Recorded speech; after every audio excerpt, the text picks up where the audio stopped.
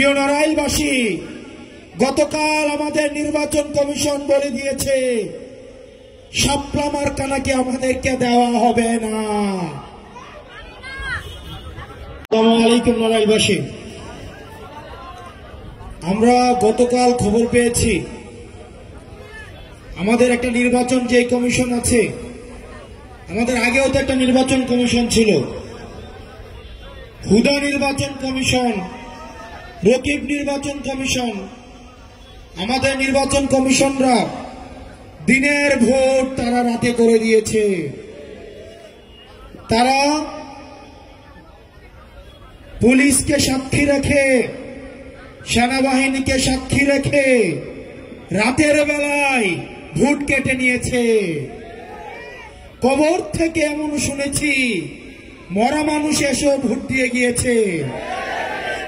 আমরা এমনও শুনেছি দাদা দাদি 20 বছর আগে মারা গিয়েছে, উনিও নাকি ভোটের লাইনে এসে ভোট দিয়ে গিয়েছে। এগুলা ছিল হুদা কমিশনের কাজ। এই হুদা কমিশনের নুরুল হুদা, এই নুরুল হুদার পরিণতি কিন্তু আজকে জাতি দেখছে। জুতার মালা গলায় দিয়ে আজকে উনি কারাগারে নিক্ষিপ্ত হয়েছে। প্রিয় নড়াইলবাসী, আপনারা জেনে থাকবেন তারা মিটিং করেছে আজকে, কিন্তু মিটিং হওয়ার আগে গতকালই তারা ফলাফল জানিয়ে দিয়েছে।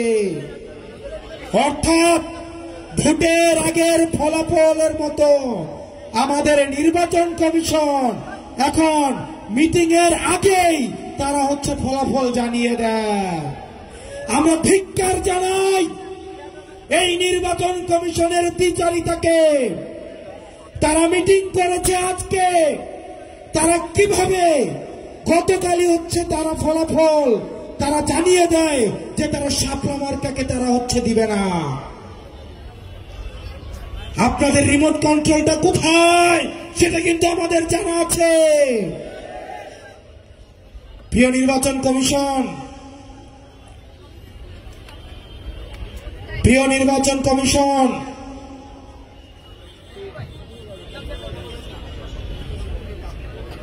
আমরা দেখতাম নির্বাচনের আগে জিএম কাদের যায় ভারতে, এরশাদ যেত ক্যান্টনমেন্টে গলফ খেলতে।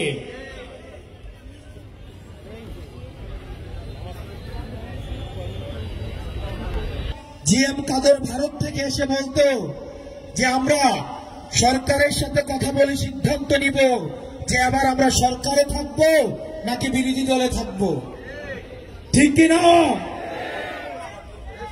আমাদের কাছে খবর আছে এই নির্বাচন কমিশনের কারা কারা কিছুদিন আগে ক্যান্টনমেন্টে সিএমএইচে ভর্তি ছিলেন।